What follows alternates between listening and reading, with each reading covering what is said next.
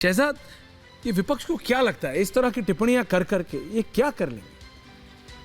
आप राजस्थान में थे, इससे पहले मध्य प्रदेश में थे, कैंपेन में जब जनता से मिलते हैं आप लोग, नेता लोग, तो व्हाट डू यू थिंक? जनता इस तरह के उस पर तो बहुत अलग रिस्पॉन्स करती है। शहजाद ऐश्वर्या जी, देखिए ऐसा है, झांकी रही भावना जैसी, प्रभु मूरत दिखे तिन ऐसी।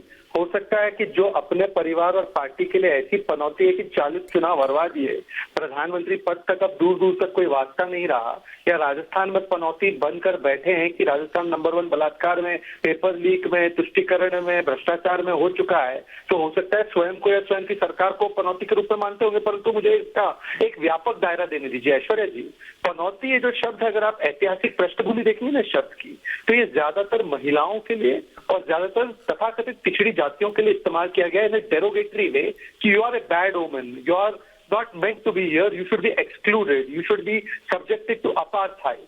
मतलब कि आज अगर कोई व्यक्ति इस शब्दावली का इस्तेमाल करता है तो कितनी जातिवादी और सामंतवादी और महिला विरोधी सोच का प्रतिनिधित्व करता है या परिचायक देता है, ये पहली बात है। दूसरी बात, देखिए, राहुल गांधी और उनके परिवार ने और कांग्रेस ने तो मोदी जी को 90 से ज्यादा गालियां दी है, परंतु गालियों का अगर आप देखें, मैडम सोनिया जी के दौर से मौत का सौदागर से शुरू करते हुए राहुल जी के दौर में आते आते पनौती शब्द जो रहे हैं, उनके परिवार पर, उनकी जाति पर, उनके समाज पर, उनके चाय वाले वाली पृष्ठभूमि पर, और यहाँ तक कि उनके माता पिता को भी घसीटा गया है। मेरा केवल कहना 2 या 3 बातें ये है।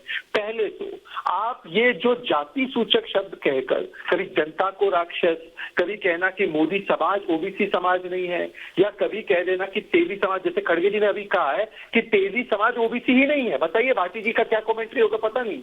आप मोदी को गाली देते देते, मोदी से नफरत करते करते, समाज से, देश से, देश की संस्थाओं से, सेना को खून की दलाली, जनता को राक्षस कहना, ये सारी शब्दावली पर उतर आते हैं। मतलब कि ये किस प्रकार का मानसिक दिवालियापन है। और शब्दों की चयन के बारे में ये कहूंगा कि कैसे आपके पास कोई भी इशू नहीं है, क्योंकि आपकी सरकार ने कुछ काम किया नहीं है, तो आप गाली गलौज की दुकान खोले बैठे हो। दूसरी बात, ये तो अपने आप को उदारवादी, progressive liberals, Aishwarya, you and I are not counted as progressive liberals. तो progressive liberals से we are very scientific in our approach. Nehru ji taught us scientific temper. अब मुझे बताओ, ये पनौती और गुड ओमेन बैड ओमेन क्या साइंटिफिक टेम्पर है क्या?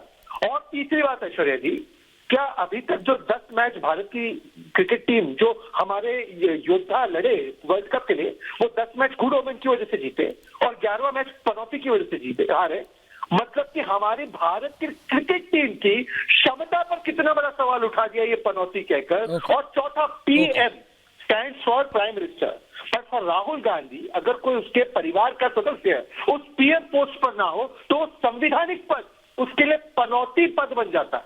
मतलब कि संविधान को गाली देना, ये मानसिकता है। मोहम्मद फरहान साहब,